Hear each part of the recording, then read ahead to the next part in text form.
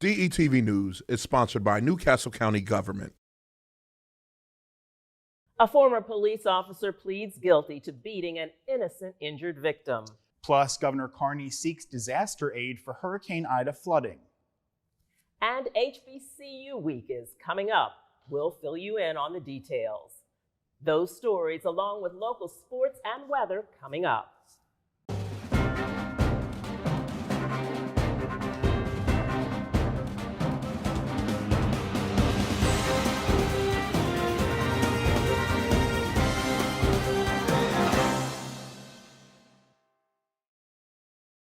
Hello and welcome to DETV News. I'm Lauren Wilson. And I'm Matt Ford. Thanks for being with us today. An incident over parking tickets has landed the city of Wilmington in federal court. It started when Amira Shahid received 6 tickets in 9 days on a car she says was legally parked. While she was waiting an appeal, her car was towed and the city demanded payment in full. When Shahid, a disabled grandmother, couldn't pay the $320 ticket fee, the towing company scrapped her car. She's now out $4,000, the car's value, and also owes $580 in tickets because of added penalties. This is something that the city of Wilmington has to answer for. They have to be held accountable for their actions. They have to right their wrongs and make everything right. Calling cases like Shahid's outrageous, lawyers from the Virginia-based Institute for Justice filed the federal lawsuit alleging Wilmington's towing and impound system is unconstitutional. The suit claims Wilmington outsources its impound system to a towing company which it empowered to wrongfully take and keep people's cars. According to lawyers on the case, Wilmington pays nothing for the towing, and the company earns money by keeping and scrapping vehicles. The lawsuit challenges the impound system, saying seizing property without warrant violates constitutional rights, and losing a car over parking tickets is, quote, grossly disproportionate. Ultimately, nobody should lose their car because of a few parking tickets. A spokesman for the city said they received the lawsuit Wednesday. Indications are the response will be handled in court. A former Dewey police officer pled guilty Wednesday for beating an innocent injured person and then lying to the court to try to have that person jailed. Gregory Lynch pled guilty to felony perjury and misdemeanor assault. He'll serve 1 year of intensive probation and will have to give up his certification, which bars him from ever serving as a police officer again. He'll also not be able to carry a gun. Documents show an unaggressive person injured in a fall tried to get off a stretcher when Lynch climbed on top of him and repeatedly punched him in the face. The blows were reportedly so forceful, blood splattered onto the uniforms of other officers at the scene. Lynch then dragged him to an ambulance by his head. The victim suffered a concussion, a broken nose, and multiple cuts to his face. Lynch falsely claimed in a sworn affidavit the victim had committed strangulation and 2 counts of offensive touching of a law enforcement officer. Reports indicate he told fellow officers, "That's what I do when they don't comply. Make them felons." Lynch's lies came to light days later when authorities at the scene came forward to tell the Attorney General's office the truth. Governor John Carney requested a presidential disaster declaration for Newcastle County weeks after remnants of Hurricane Ida swept through northern Delaware, causing massive flooding that damaged more than 160 properties. Initial estimates for individual assistance are over $920,000 for housing such as property repairs and replacements from flood damage, and nearly $195,000 for other individual needs. While no buildings were destroyed, 233 homes sustained either major or minor damage or were in some way affected by the flooding. Of those homes, state officials say only 10% were insured. Officials estimate $2.5 million in damages to public infrastructure, culturally significant private nonprofits, and costs related to emergency protective measures. The public areas impacted included Hagley Museum, where floodwaters spilled onto portions of the historic Powder Yard, and Brandywine Park, which suffered extensive damage, according to Carney. Authorities are investigating an attempted carjacking in the parking lot of the Fairfax grocery store in North Wilmington Wednesday morning. State police say a 68-year-old woman was confronted by a man who demanded her keys when she returned to her car. The woman tried to walk away, but the man persisted. The woman screamed, ran back to her vehicle, and was able to drive away. Anyone with information regarding this attempted carjacking is urged to contact Delaware State Police. Fire ripped through a row house in Wilmington, killing 2 men who were trapped inside. It happened here on the 1000 block of Clifford Brown Walk shortly after midnight Tuesday. 2 firefighters were injured battling the blaze. 3 men managed to escape. Firefighters say flames made the stairs unstable, trapping the men on the 2nd floor. Neighbors watched in horror as they saw the burning house being destroyed while the victims screamed from a window, but there was nothing anyone could do to help. In other news, Boxwood Road in Wilmington will now be the home of the largest Amazon facility in the entire country. DeTv News was among those who got a sneak peek at the state-of-the-art facility. It's 3 times larger than the Amazon site in Middletown. Inside, the mega warehouse is filled with robots that move products for miles every day from one location to another. Amazon will send products to the warehouse where they will be stored and packaged for customers on conveyor belts in the 5-story building. 500 people have already been hired to work at the new warehouse, with 500 more expected to be hired by the end of the year. In other news, some frightening moments were reported inside the Concord Mall last weekend. A shooting left a 22-year-old Chester, Pennsylvania man wounded, and the suspect still on the loose. Shoppers say it happened inside the H&M clothing store where a large group was gathered, and that's where gunshots were fired. Delaware State Police confirmed the shooting victim was taken to an area hospital. The criminal investigation continues with no information on the suspect.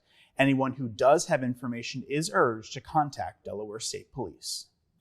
Delaware's political landscape is in for a major change, with 3 lawmakers already saying they won't seek re-election next year. Democrat David Bentz, a state representative from Christiana, is the latest to say he's calling it quits to spend more time with his family.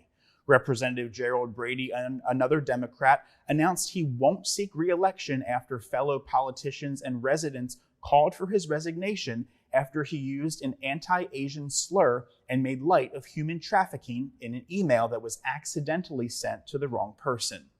And Republican Ernie Lopez from Lewis also will not seek re-election. In a state as small as Delaware, a shift in seats could mean a shift in power or progressive policies. But right now, those watching the races say it's just too early to tell. Here's your weekend forecast as we go to break. Stay with us. You're watching DETV.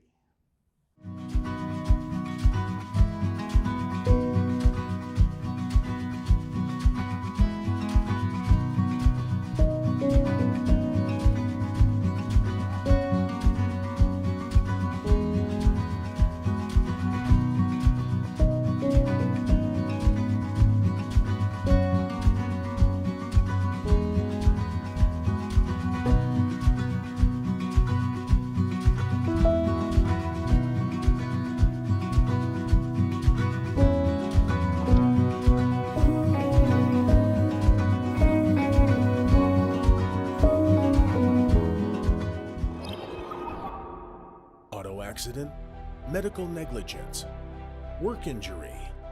Contact Team Tice, your Delaware personal injury lawyers.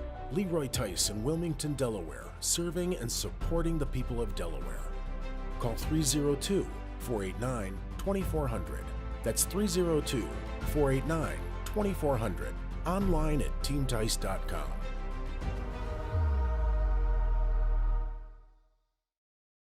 Welcome back. Wilmington's 5th annual HBCU Week begins Sunday and will continue through Saturday, October 3rd. HBCU Week was launched in 2017 under the leadership of Wilmington Mayor Mike Przicki to expose local high school students to the history, pride, and academic offerings of historically Black colleges and universities. Since 2017, participating HBCUs have granted more than 3,000 admission opportunities to local students and have awarded more than $18.5 million in scholarships. This year's HBCU Week promises to be as successful, featuring a two-day, first-ever combined in-person and virtual college fair, a panel discussion with Delaware State University's President Tony Allen, and coverage by the ESPN First Take show with Stephen A. Smith. Also planned is a 5K walk-run, an HBCU happy hour, a comedy show hosted by Wanda Sykes, and an R&B concert, and the return of the highly popular HBCU Battle of the Bands, and much, much more. For tickets or to register for any of the events, visit www.hbcuweek.org. 11th and 12th grade students in Wilmington are being offered a once-in-a-lifetime opportunity if they're interested in drones or virtual reality computer technology. Both are popular with teens and are growing career opportunities. Mayor Mike Przicki announced a partnership with entrepreneur Theo Nix Jr. Under the program, 10 teens will be selected to be a part of a drone class, with another 10 for the virtual reality courses. Those who successfully complete the course will have a chance at 6 12-week paid internships. The city will hold informational sessions for interested students at the William Hicks Anderson Community Center on September 23rd, 28th, and October 5th, each beginning at 6:30 p.m. Well, some crafters will be happy to learn a popular national retail store, Hobby Lobby, is preparing to open its first location in Newcastle County, while others won't. The store will be located at University Plaza off of Route 273. It's the second Hobby Lobby to open in Delaware. The first location is in Dover. The store, led by conservative Christian founder and CEO David Green, has a long history of scandals. In 2012, Hobby Lobby filed a lawsuit against the U.S. government for the right to deny contraceptives to its employees in the company's health care plan. 2 years later, in a 5-4 decision, the Supreme Court ruled in favor of Hobby Lobby's right to withhold reproductive benefits, determining private companies were allowed to be exempt from the law based on religious preferences. The ruling led to widespread protests and rallies around the country. The popular Firefly Music Festival in Dover has started today. The 4-day event, normally held in the summer, was postponed to September due to the pandemic. This year's headliners are expected to bring big crowds, but with big crowds come extra COVID precautions. This year, festival goers must bring proof of vaccination. Now, if you're not vaccinated, you must bring proof of a negative COVID test within 72 hours of the festival. Firefly is known for bringing people from all over the country to Dover. Each year, Kent County sees a boom in visitors, and all 3 counties in Delaware see the economic benefits thanks to the festival. And on Saturday, hundreds of walkers put on their sneakers for a good cause and raised more than $120,000. DeTv was there. Today is the 35th anniversary of AIDS Walk Delaware. It was about 35 years ago that in Rodney Square was the first walk. It was more of a march and more of a protest to bring awareness to HIV and AIDS and get the community involved. And 35 years later, AIDS Delaware and Delaware HIV are still carrying on the walk and the tradition and raising money for to support the 3,600 and some people in Delaware living with HIV. We also had Congresswoman Lisa Blunt Rochester here. We had Matt Meyer, and we also had Senator Sarah McBride. And they gave very inspirational speeches, and it's nice to see that we have the leadership behind us and the community behind us. For more information, you can go to AIDSWalkDelaware.org. We're going to take a quick break. Nick Alessandrini is coming up next with the latest in sports, so stay with us. You're watching DETV News. Performing on stage takes mental and physical preparation. But one thing I never thought to prepare for was cervical cancer. 91% of cervical cancers are caused by the human papillomavirus, or HPV. The good news is there are vaccines that can protect you or your children from cancer. I survived my cancer, but you can stop cancer before it starts. Talk to your doctor and go to thinkaboutthelink.org to learn more. Welcome back to DETV News. I'm Nick Alessandrini. Week 2 of high school football is in the books. Some shakeups, some fantastic games last week, and a lot to look forward to this weekend. We'll start with some of the big games from last week and begin with maybe the biggest regular season football game of the year so far and maybe the future between Smyrna and Middletown in the Harvest Bowl. Both teams ranked number 1 and number 2 in Class 3A, and a crowd of over 4,000 at Smyrna for the Harvest Bowl. And those who showed up, they saw a great performance by both teams. The game was tied at the half 14-14, but it was Middletown that would finish strong in the 28-14 win. Some other matchups from week 2 include Tatnall hosting their annual Friday Night Lights game, but Wilmington Friends would play spoiler. Friends scored on their first drive when Rob Tattersall hit Jaden Willie in the flat for a 10-yard touchdown pass, and Tatnall's defense was able to keep Friends off the scoreboard the rest of that quarter, but late in the second quarter, Friends would strike again. Friends gets back-to-back shutouts and improved to 2-0 on the season with a 35-0 win over Tatnall. Then we had a shootout down at Cape Henlopen between the Vikings and William Penn Colonials. Colonial quarterback Jacob Tiberi threw 5 touchdown passes, and 4 of them went to Tavion Squirrel. Trailing by 16 points, William Penn scored the final 30 points of the game to get the victory. Both teams combined for 761 yards of total offense, and Squirrel caught 5 passes for 140 yards and 2 scores. Some other scores from the week: Dover got the win over St. George's 21-14. Sussex Central gets a big win over Hodson. They rebound from the loss to Sally's 35-6. And Woodbridge takes down St. Mark's in a battle of top 5 teams in 2A 30-22.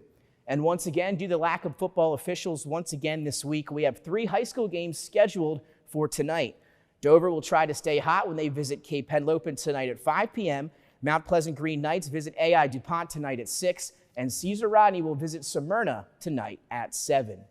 Now for some volleyballs. There were some big games on the volleyball court this week as well. A number 1 and number 2 matchup in St. Mark's and Padua, and another top 5 matchup between Wilmington Friends and Wilmington Charter. We'll start with the Quakers, who earned a hard-fought win 3-2 over the force of Wilmington Charter. Abigail Carrion had 27 kills and 10 digs, while Noreen Robinson recorded 16 kills and 15 digs for the Quakers in the victory.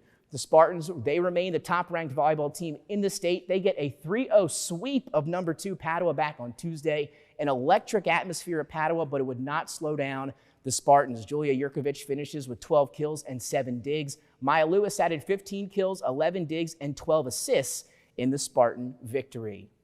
And before we get to our top plays a little bit later on, we had some NBA news and NFL news yesterday. And according to Adrian Wojnarowski, Philadelphia 76er Ben Simmons will not report to training camp next week, and he says he has no plans to play another game in a 76ers uniform.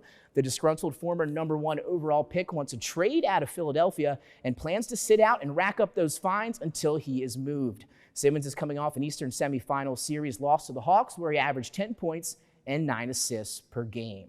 And speaking of Philly, we'll stick with the Birds as they will look to rebound this week, but they're going to have to wait until Monday Night Football. The Eagles will travel to Dallas to take on the Cowboys following that tough loss at home to the Niners last week. In that loss, the Birds lost 2 starters, one of their leaders on defense, Brandon Graham, to an Achilles injury, and former Pro Bowl guard Brandon Brooks with a pec injury. The Eagles-Cowboys is set for Monday night at 8:15 on ESPN.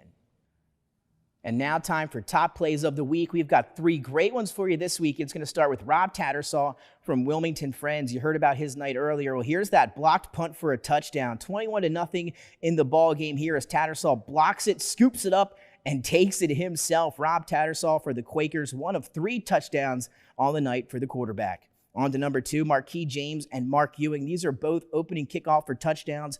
Up first, it's William Penn and Cape Henlopen. Here's James going to catch it at the 20, follow his blockers, see some space, and just going to take off, show the speed up the middle. Nobody going to touch him. He's going to go 80 yards for the opening kickoff for the touchdown. First points on the board and that one. And then Mark Ewing here for Archmere, going to have it, and check out this camera angle. He'll catch it deep in his own territory, make a move, make a few guys miss, break some tackles, and now he's going to reverse field. Check out the speed on number 84 in white, trying to get to the sideline. One more defender misses. He's there, and then it's all speed the rest of the way. Great blocking on the kick return touchdown for Mark Ewing from Archmere. And to our top play of the week, an amazing save from volleyball. This is Wilmington Friends. You can check the names out there. Check out this play. It's Padua and Archmere going at it. Back and forth they go. You see the ball, and then going to be saved right there. Double hit, triple to the back, and check it out in slow motion. This is going to be your top play of the week. How are they able to keep that ball alive? No idea, but they get the point. And what a play there at number 1.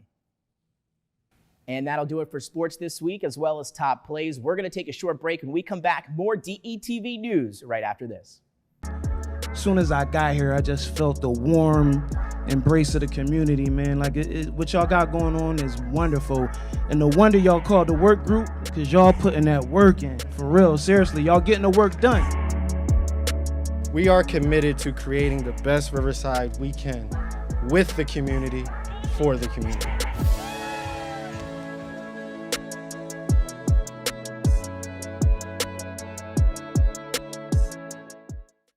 Welcome back. It was a beautiful day for a beautiful cause in Townsend Monday when about 80 golfers, many of them high-ranking law enforcement officers, gathered for the 3rd annual Corporal Stephen J. Ballard Charity Golf Tournament, organized by the Delaware chapter of the National Organization of Black Law Enforcement Executives, known as NOBLE.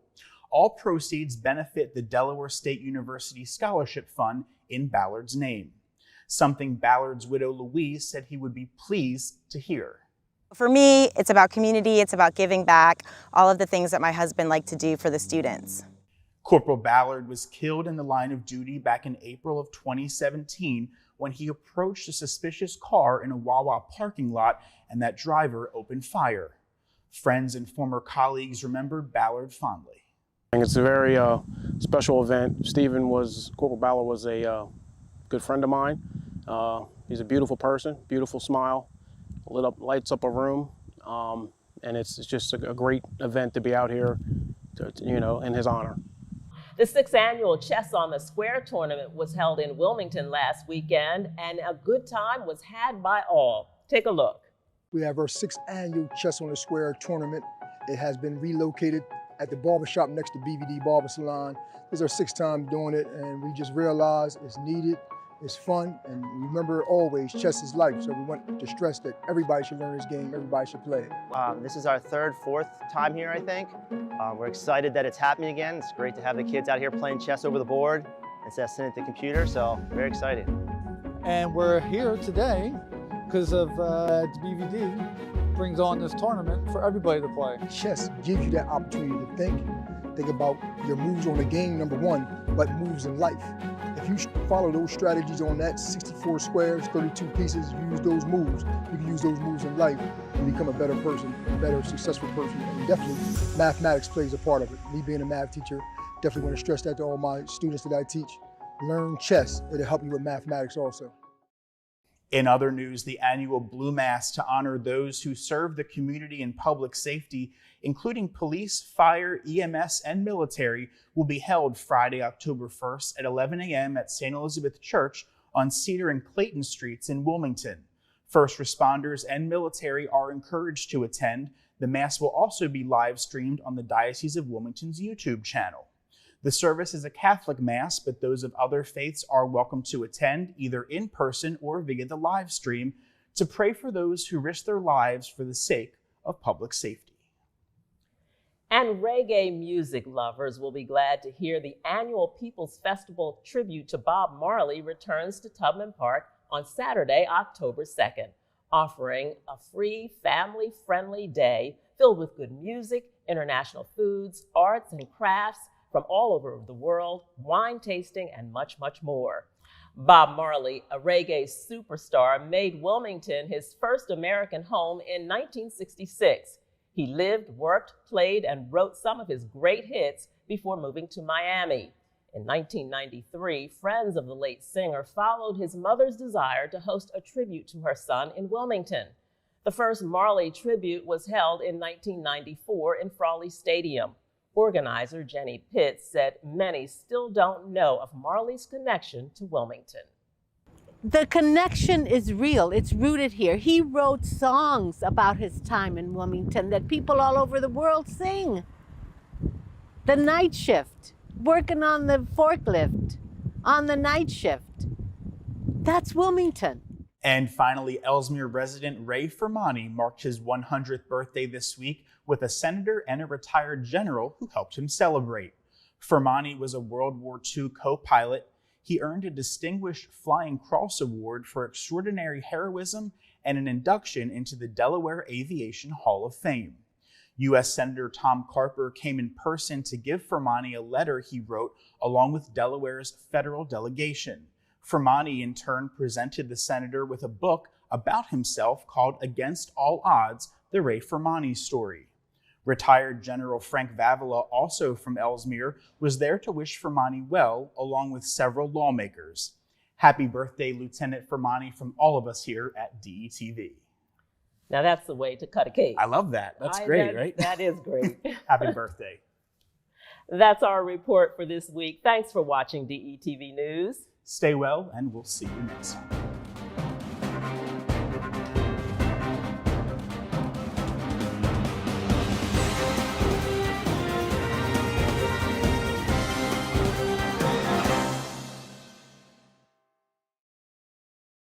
DETV News is sponsored by Newcastle County